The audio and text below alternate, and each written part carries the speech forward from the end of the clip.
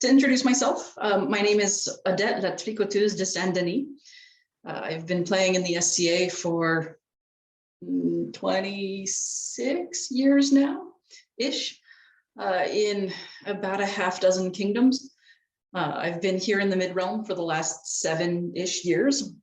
And once I got to the Midrealm, I started getting a bit more interested and involved in A&S competitions, arts and sciences competitions.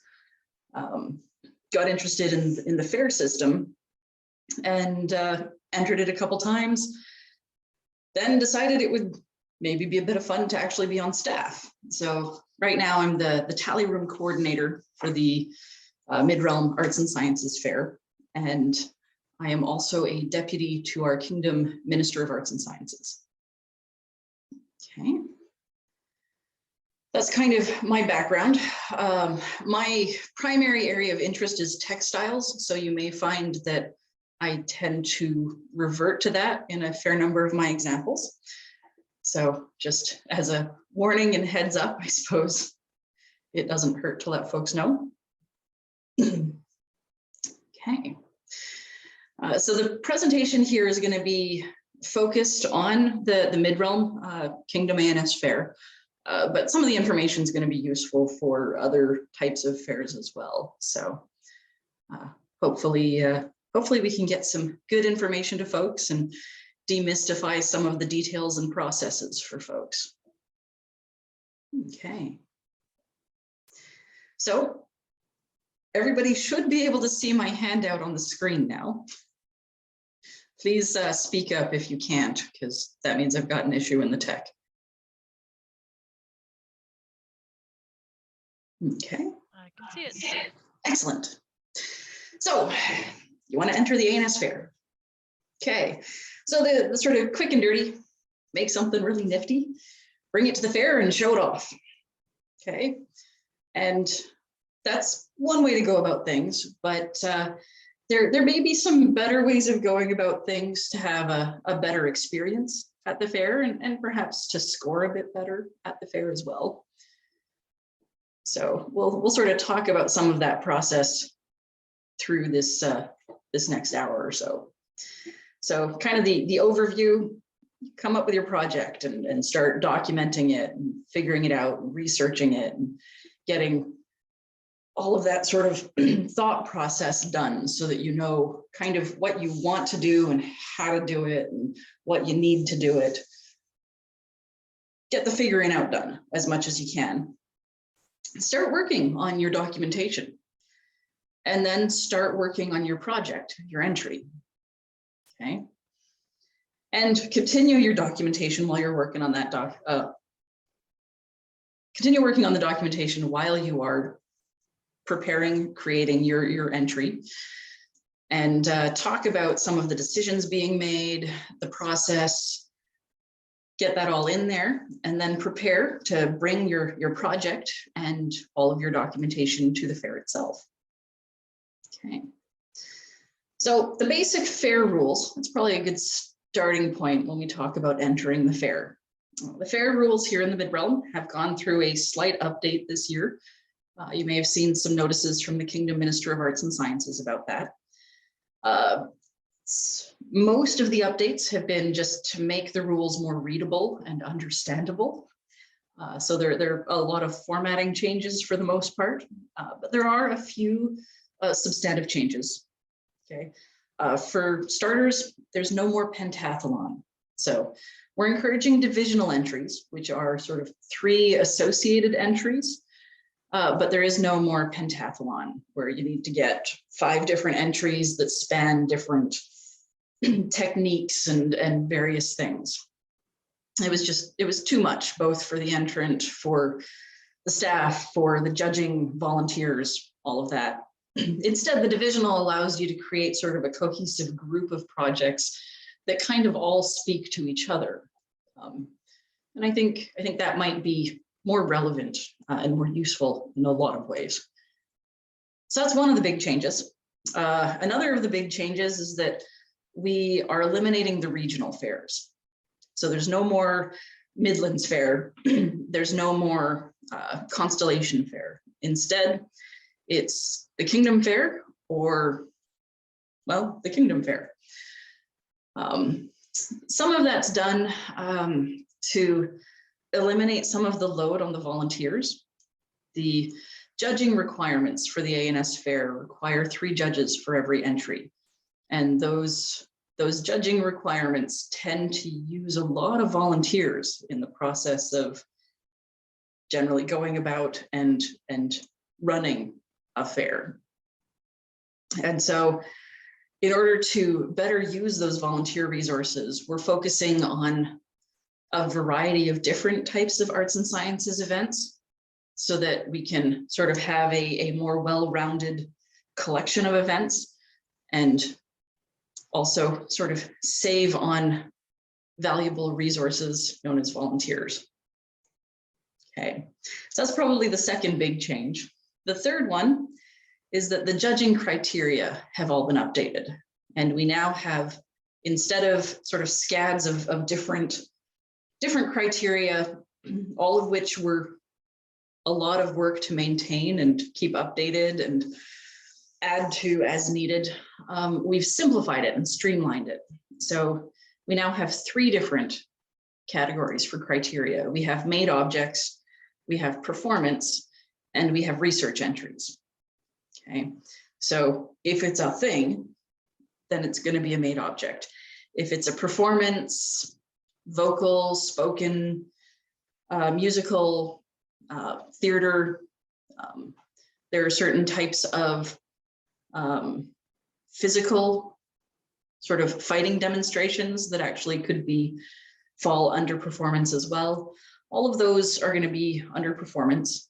And then we have a third sort of category for research papers. They tend to be a little different in how they're handled, how they're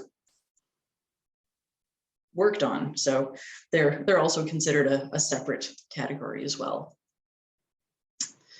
Now, I've got in my handout here the link for the Kingdom A&S Fair for where the rules are and those 3 new criteria.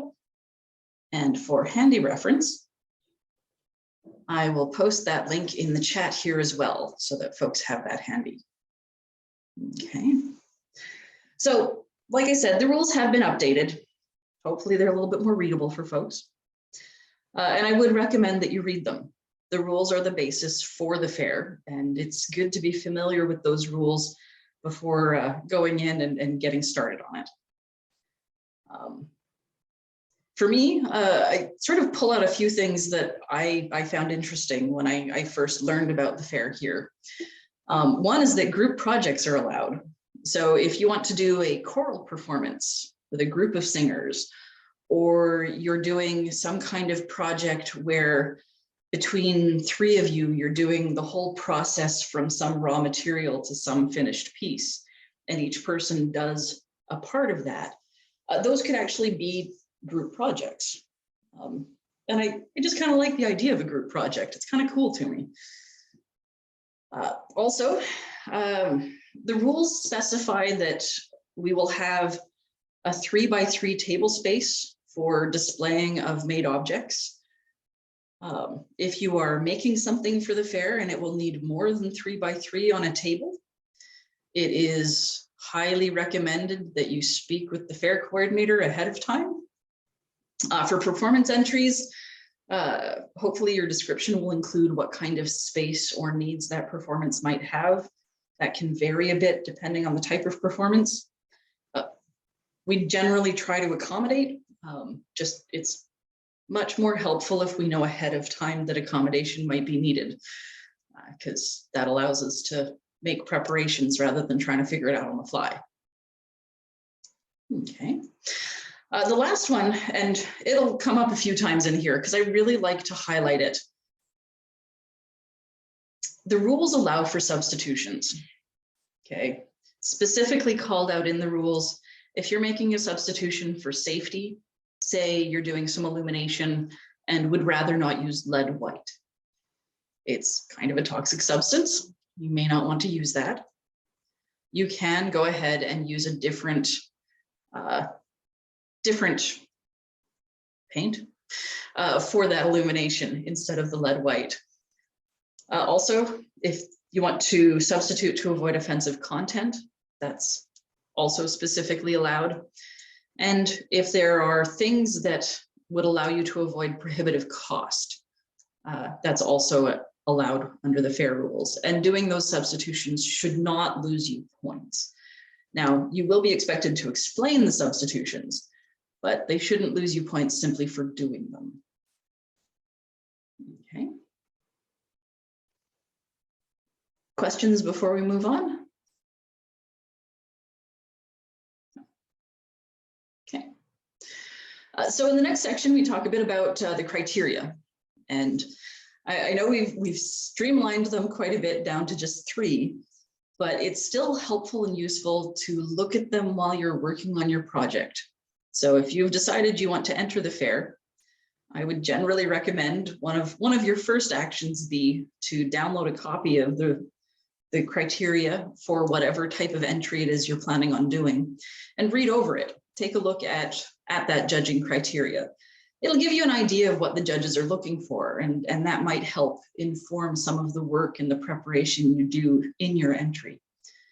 So it can be quite a useful reference for you. Now, within the criteria, we have similar sections within the criteria for made objects and performance. So I sort of explain those together. Research papers are a bit of an odd duck, and so I'll talk about those sections after these 2 first. Okay. So the first section, supporting evidence. So this is going to be about your sources, your basically the reference material that you're using to base your project on. Okay, where are you pulling this information from? How are you pulling it? How varied and in detail are your references? How close to the original items are they? So this is basically, we want to get as much information as we can about what this thing would have been, done, who, all of that in period as best we can, and include that with the supporting evidence. Okay. Ingenuity, that's going to be, I associate this with the mental load, the thinking behind the project. When you're doing your analysis of what you've found based on your research, when you're drawing conclusions from that information, when you're then using that information to inform what sort of plans you have for the project. Okay, it's kind of where ingenuity fits. Okay. Next, we have complexity. Okay, and complexity is all about how difficult the intent is. Okay, so I want to make this incredibly difficult to do thing.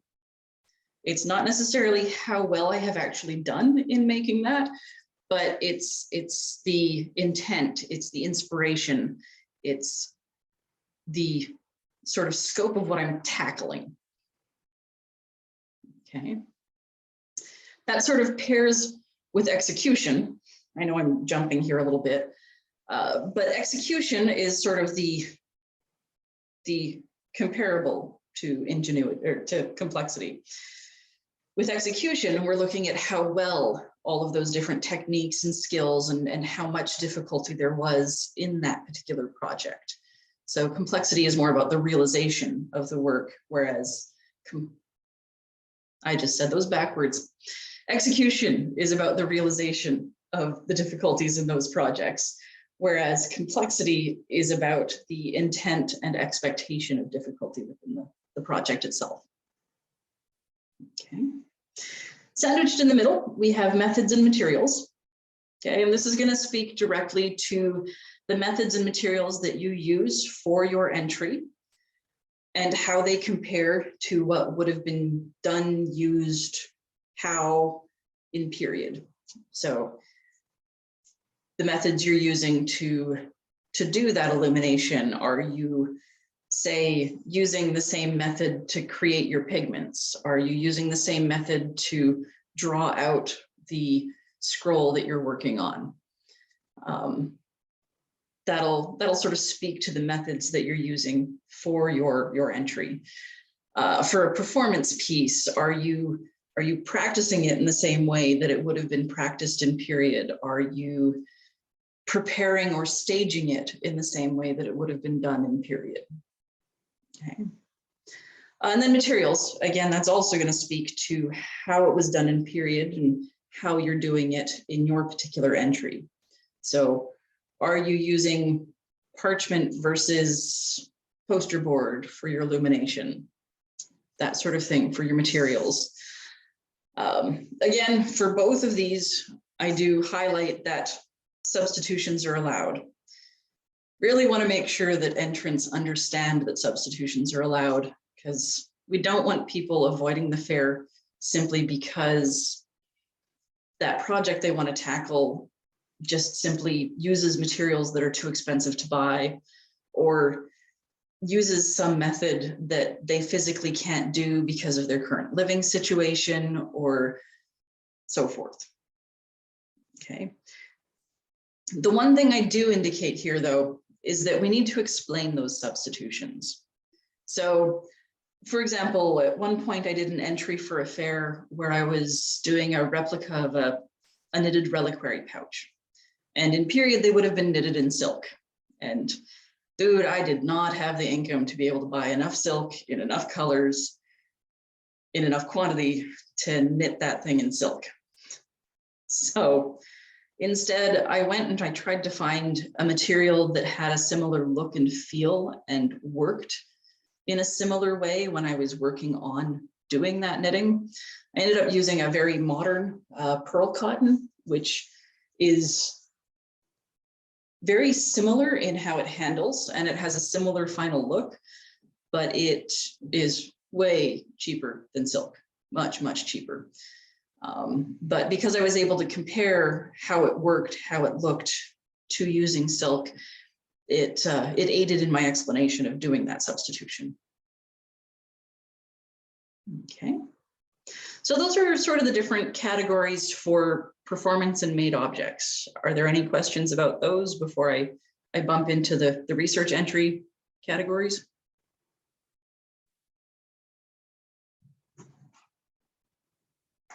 Okay.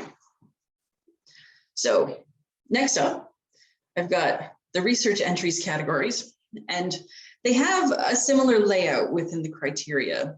So there's still sort of the same number of different categories, and they still are scored from 1 to 5. But they work a little different because the specific things we're looking at in research papers are a bit different. However, they do both have supporting evidence, because we're all about trying to figure out how things were done back in period. And a lot of that is going to be basically going and doing our research and finding out how that was done and then providing that information. But in a research paper, we're going to be looking at the thesis. How well has that thesis been defined? And how well has it been supported?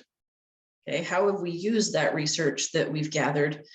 How have we pulled all of that in, and how have we supported the actual thesis we are trying to argue within this research paper? Okay. There is a methods section for research papers, but it's more about your research methodology as opposed to trying to replicate a period method. This is about the method you're using for doing your research and your collecting of information. Okay. We also have a section on citation. Okay. So it's important to make sure that you are citing sources when you're doing a research paper. How well do you cite them? How clearly, how consistently, how easy is it to understand the citations that you are making? How well do you back up statements made in your research paper with their actual source citation? That sort of thing is what's being included in this citation category. And then finally, writing skill. Can we read your research paper? Is it something where we can actually read through it and it flows and we can understand it, and it just readability makes sense and is cohesive and consistent, and all works together to sort of generate and present and inform the reader about your thesis. Okay, so that's the criteria. Are there any questions about criteria before we move kind of into the process of choosing a project and getting through to the fair?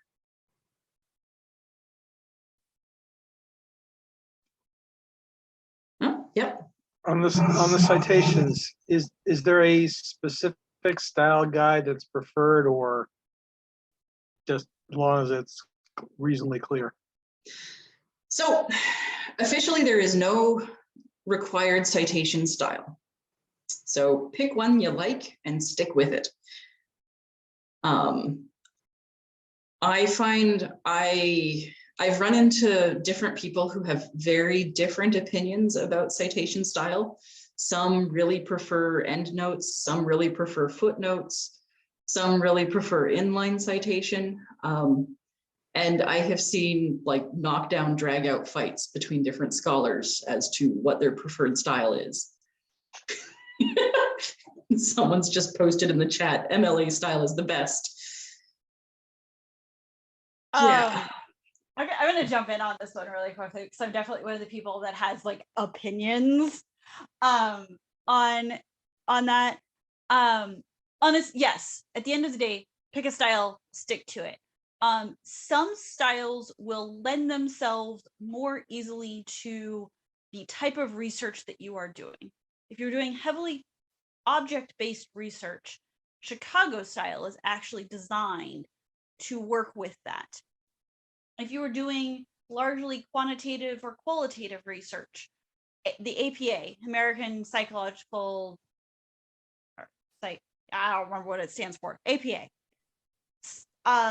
is designed to work with quantitative and qualitative studies. MLA is a very good starting point if you have never had to use a citation method before in your life. So that's my like quick summary on like citation methods. I'm a very object-based researcher, so I tend to prefer Chicago, but obviously work with what works for what you are doing. And I will admit, I'm one of the folks that I look in Word and see that it has built-in tools to support several different citation styles. And I literally picked one at random because I did not have any strong opinions to inform it.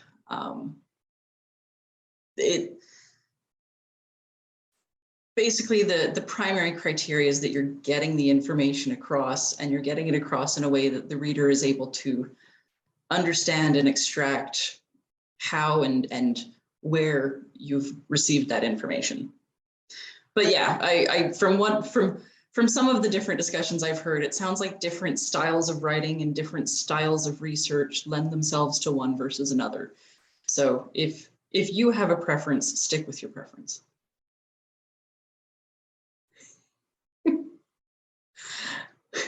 Okay, now we did have another question come in the midst of discussing citation styles, so I'm going to address that before we move on. In the chat, for projects that are activities and not traditional performance, where do they fall? So this is going to be one of those fuzzy lines. So if it's a project that can be a performance, then it may well be a type of performance entry. If it is truly just an activity, it may be better suited for a different platform than the fair. It might be better suited to something like the Artisan's Green or possibly to the Tournament of Arts. But it might be that it is that a pure activity-based thing is best suited for a different type of event. Okay, that's part of why we did also expand some of the different opportunities for A&S over the last couple of years, trying to come back with a bang and different options for folks, including the TOA, Queen's Champion, sorry, not Queen's Champion, Queen's Prize Tourney, the Artisan's Green, as well as rum. There's a variety of different platforms, and different types of arts and sciences may fit in one versus another better. Some activities might work really well as a rum class doing a demonstration. So it might require a bit of sort of looking at that project and figuring out where it'll best fit. Yeah, okay. So the process. So choosing a project. With choosing a project, basically you want to pick something that, well, that I guess fits within the made object or performance or research paper criterias. But the book of different things that could be done is pretty wide open. If it's something you're interested in that you want to get a deeper dive into, then that particular project could very well work at the fair. And wanting to dig deeper into it is a great reason for bringing a project to the fair. So the fair itself, it's meant to showcase skills, showcase knowledge. So it's not always going to be the appropriate venue for a first effort in a new medium. Sometimes those first efforts might be better at something like a tournament of arts, where you can meet with some laurels and talk with them about next steps within that particular art or within that particular skill. Or potentially Queen's Prize tourneys, which give you that same sort of platform of getting to talk with folks without necessarily having a rigid scoring rubric being used on your entry. Okay. Now for the fair, projects don't need to be flashy or showy. They don't have to be sort of visually amazing. But you do want them to represent a sort of solid amount of research, effort, knowledge being pulled in. Okay. TOA is the Tournament of Arts. It's sort of like arts and sciences speed dating might be the best description for it. Okay. How does it compare to this that we're like, why would you do TOA over this? Fair. TOA can include a body of work. It can include some of those first efforts where you're trying to branch out into a new medium, a new area of study. And it could be a very good way of gaining some new contacts in that area, or sort of seeing how what you know today translates into that new medium.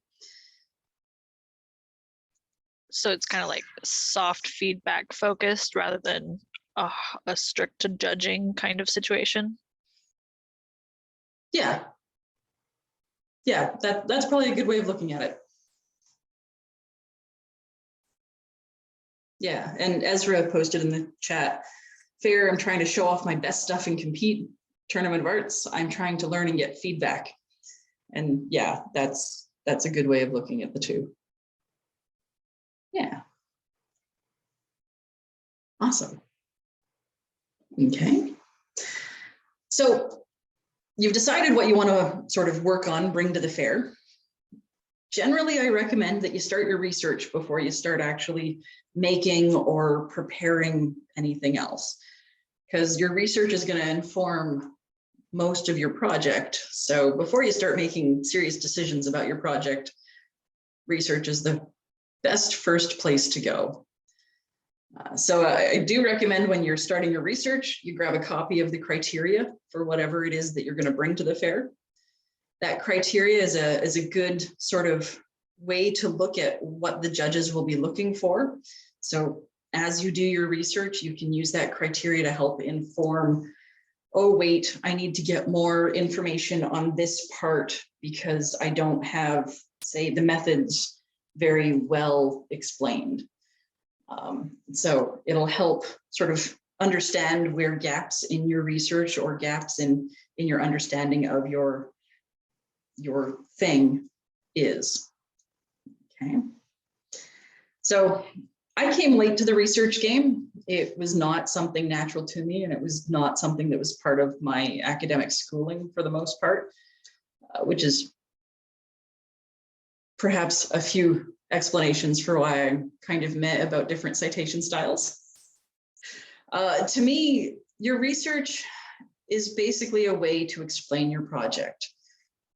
You're trying to explain how it was done, who did it, why did they do it, what did they do. Our keynote speaker this morning actually talked very, very well about sort of trying to figure out the place of this particular project, this thing, this presentation in period. What would it have been? What would have been done? Who would have been doing it? What would they have been using to do it? Why would they have been doing it? Who would they have been making it for? So you're trying to find all of that information, and then in your documentation, you're going to start pulling all of that together to help convey that information to your judges and to others. Now, in order to find basically how things were done in period, we want to try and get as close to period sources as we can. Now, depending on your exact area of study, that is easier or harder. Some things are very ephemeral, and we don't have a whole lot of extant items or actual finds from period, but perhaps we can extrapolate from written records or oral records. Perhaps we can extract from illuminations. It sometimes can be a bit of a hunting game, a bit of a rabbit hole to go down and search out these different paths and figure things out. I think a good way of starting research is to look at more general information about your area of interest, and then start looking at where they're finding their information. So look at the bibliographies of more general types of information, and use that to drill down and get closer to sort of the more scholarly information, the more scientific analysis of things or finds from period, trying to draw out those bits and pieces of information. Okay. One thing that came up during the lunchtime sort of roundtable, a lot of these academic experts, museums, collections around the world, they live for this stuff. They are highly interested and very focused on this stuff. And some of them just actually love receiving inquiries, and they find it really neat when they come across other folks that also have the same interests as them. So sending a polite note, a polite email to an academic whose journal article had you really curious about something, and you were wondering if they could, you know, tell you about where they found such and such information, or writing to a museum and asking if they have any additional photos or any analysis that's been done on some item in their collection. So long as you're polite and professional in an email sent to them, you're generally not going to get a bad response. Now, they might not have the time or ability to help you, and they might not have that soon, but the worst that's going to happen is they'll ignore you. There's no harm in asking.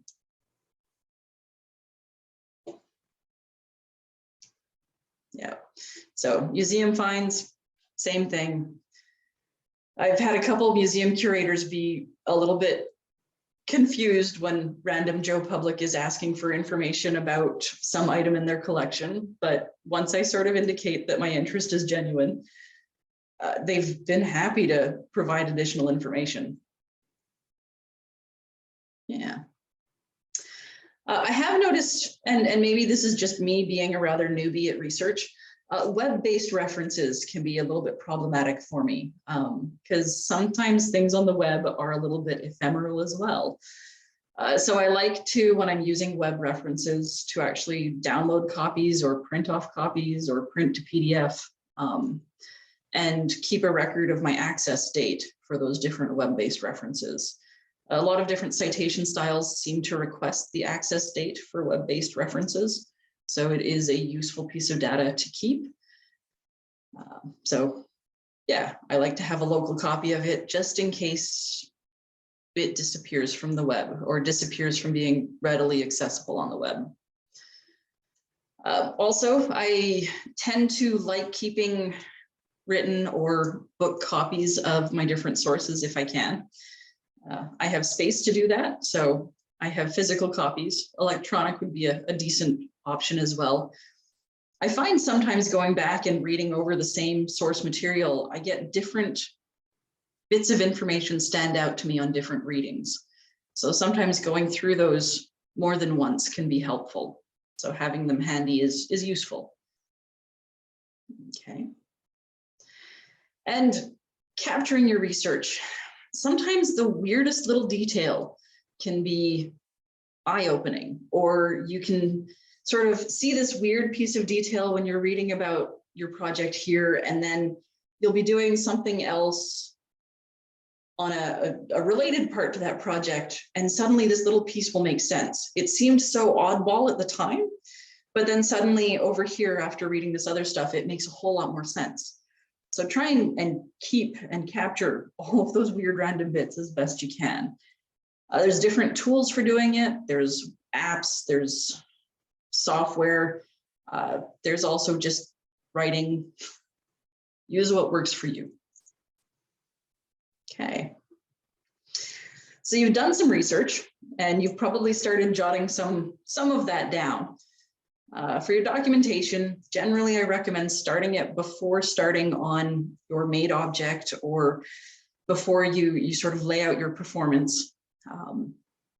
And starting that documentation prior means that you start the process of making that analysis and making those decisions and thinking about what that research means for your project before you're actually doing the thing or buying the supplies or planning out the movements. You can pull that analysis together before informing the physical work of the project. Okay.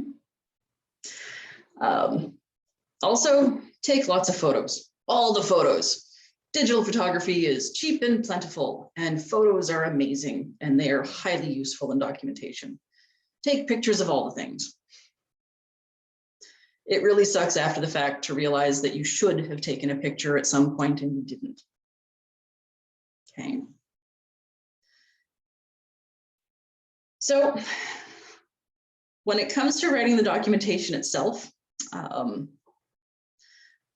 I find I like writing documentation in a process style. I tend to do made objects. That's my book. So I lay out my documentation in a process from starting said made item to completing said made item. And that helps me mentally work my way through the documentation. It also gives me a structure in which I can define the different decision points in that project and then explain the decision points. Okay. I would imagine for performance, it might still work in a process style.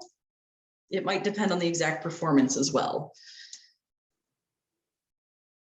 Okay.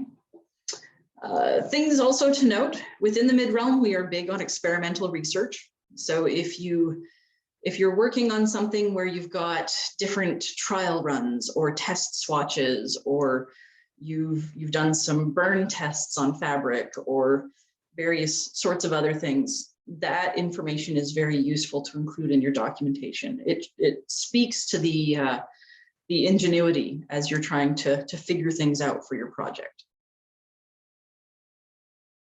And photos. I keep having people tell me that photos are gold, so I keep including it here. I tend to, after I finish most of the project, put a short summary at the start of my documentation. Figure it's a good start for the reader, gives them a good place intro to work their way in. Okay. A few more details about the documentation. Make sure it has your name on it and have people read through it before the fair. Okay, so get some trusted family, friends to read through it. You'd be fascinated at how many different things you miss when you're reading your own writing that other people will catch.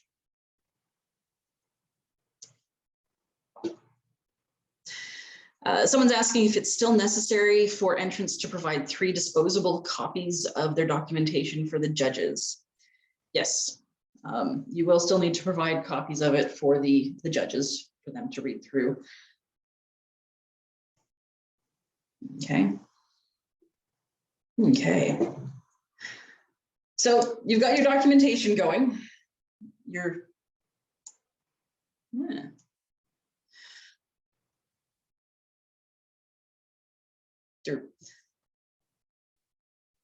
That's a good point. I will see if I can find where that is specifically spelled out in the rules.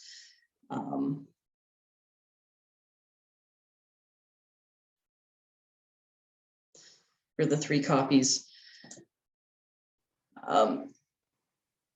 Even if it isn't very well spelled out, I would still recommend doing it, just because you're going to have 3 judges, and if they have to share copies of your documentation, they won't be able to get through it as quickly or readily. So hopefully that's spelled out in the rules, but if it's not, I would highly recommend having 3 copies, at least 3. I actually generally go with 5. Okay. So within the documentation, explain any substitutions or modifications you make. Keep all of the different samples and experiments you do as you're working on your project. Okay, all of that can be useful and may be worth having to reference as you go through things. And finish your project before the fair. It needs to be done and completed. And you want to make sure you give yourself time for any finishing work that's necessary. Okay. So for the fair itself, sign up. The fair is held May long weekend. So on the Saturday of that weekend. Generally, you want to pre-register at least, I would say at least 2 weeks ahead of time. If you want to pre-register sooner than that, go right ahead. It'll make our lives easier on staff. You'll also want to have prepared when you're registering a title for your entry, a description about it, and some general information such as its time period, its location of origin, sort of, is it a piece of Japanese calligraphy, or is it some French illumination that could vary up quite substantially who we get to judge it. So details like that are useful when you're registering your A&S entry. We do use a web portal for sort of registering for the fair. So you want to make sure that you register within that portal. We should be linked either from the Kingdom MOAS webpage on the Kingdom website, or it'll probably be communicated out through the Ministers of Arts and Sciences as well. Also, if you are entering at the fair, that means you're going to be there. So if you have extra time that day, we can always use extra judges, because with 3 judges to each entry, it's a numbers game. Sometimes having entrants themselves judge 1 or 2 entries can help meet the volunteer needs for the event.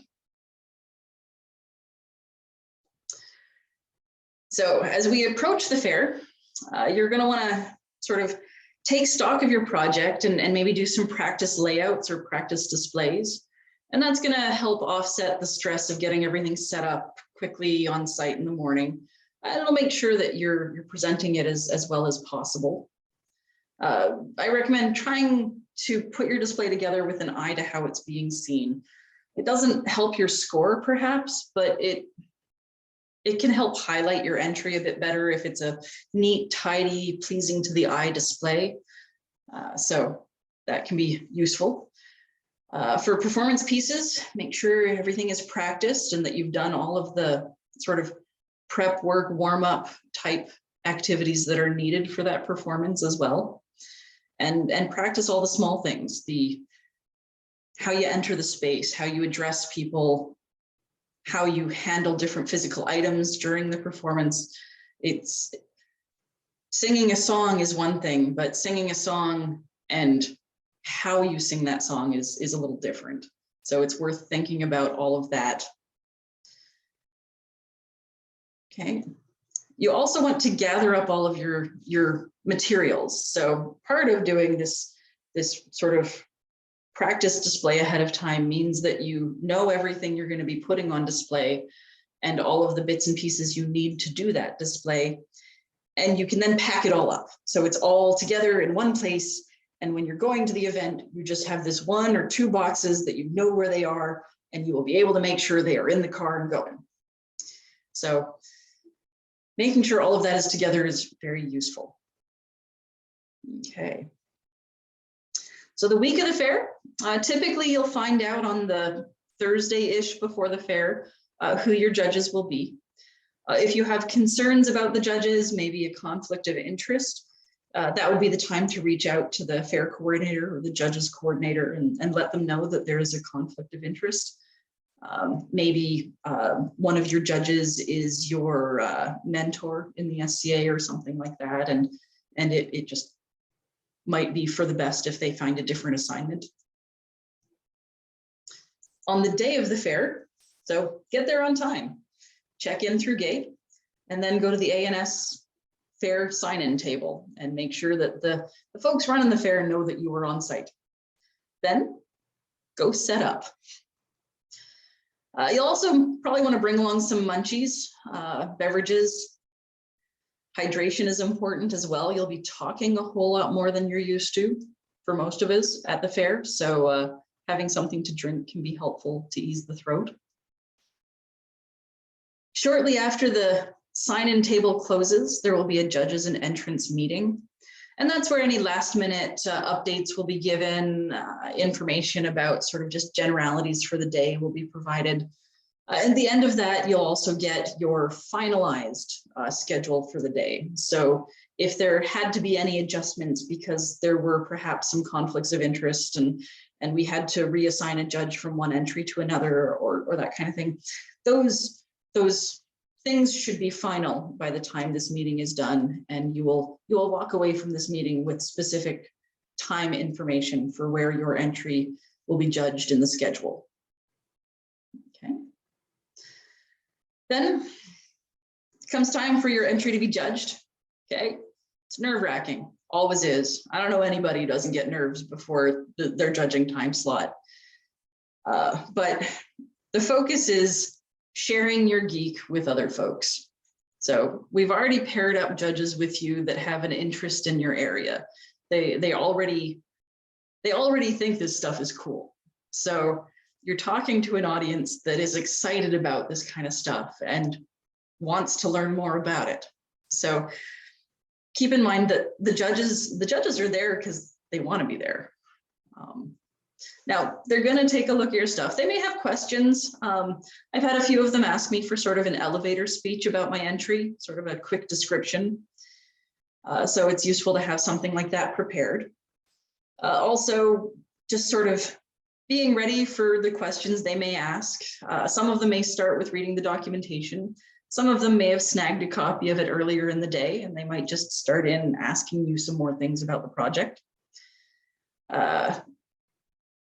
But in the grand scheme of things, this is the time slot where you get to showcase your entry and show it off and tell them about all the cool things you learned while you were working on it. It's fun. It's nerve-wracking, but it's fun too. Ideally, at the end of it, they've learned stuff, you've learned stuff, and you've all kind of had a bit of fun. Yeah. If you have signed up to judge at the fair, you'll want to make sure that you are showing up on time to judge those entries as well. So you'll want to manage your time to allow for that.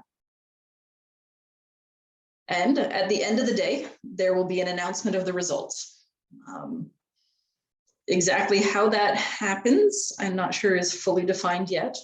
It's sometimes been in court, it's sometimes not in court. It may depend on exactly what the Crown wants as well. Okay.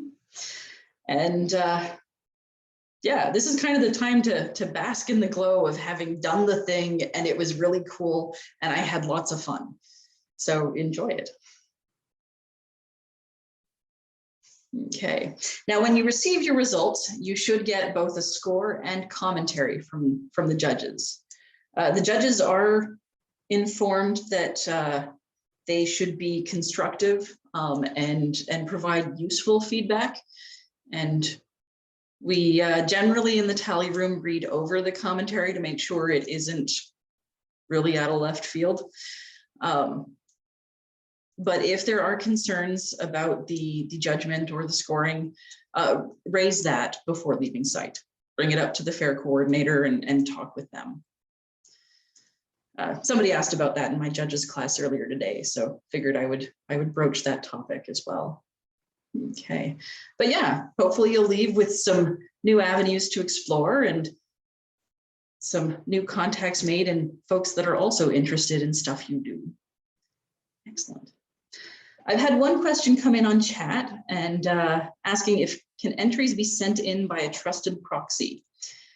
And I believe the path we're going with on this is that, yes, they can be. We typically do face-to-face judging in the Midrealm, and that's because we allow documentation to be both written and verbal. So any verbal documentation is meant to be included in your sort of scoring. But if somebody is sending their entry with someone else, they lose out on that ability to do the verbal part of the documentation. And that can impact their score. It can impact their experience with the whole fair system. So yes, we do allow it, but we encourage folks if they want to have the best experience, they'll probably get that in person. Now, all of that assumes that COVID isn't still wreaking havoc, so all bets are off if COVID is still really having an impact come May. Yay, COVID. Okay, and someone's asked about the pentathlon. Are there other suggestions for this on top of the basic rules? Okay, so the pentathlon is no more. That is one of the I guess more substantive changes that have been made in the fair rules this year. So instead of pentathlons, we're encouraging folks who want to do multiple entries to look at doing a divisional entry. And that's where they get sort of 3 different entries that are related. Maybe they're all for the same persona, or they're all from the same time period and place, or they all use the same material, sort of associated somehow.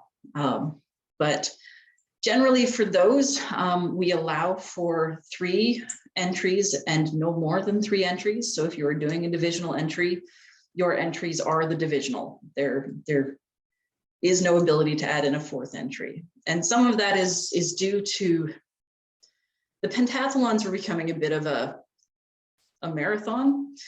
They were just very physically challenging and demanding, both of the entrant and the judging staff. Every pentathlon basically required a full 15 judges to be able to judge it fully and properly, and a full 5 hours of judging, which makes for a very long day of judging. With divisionals, hopefully we don't overuse our volunteers as much with the fair system. We're trying to preserve that as a resource and not overwork folks. So yeah, we're moving down to divisionals instead. Okay. Are there any other questions?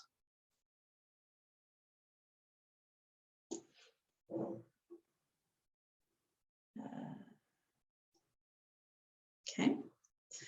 Well then, I guess in summary, I started speaking too soon. Bardic entries, what do they look like? So Bardic entries would fall under performance. So they would be based on the performance criteria that we have built into the fair criteria now. And those, they use the same categories. So still the supporting evidence, the ingenuity, the complexity, the methods and materials would all be part of that Bardic entry as well. But Bardic entries are still very much a part of the fair.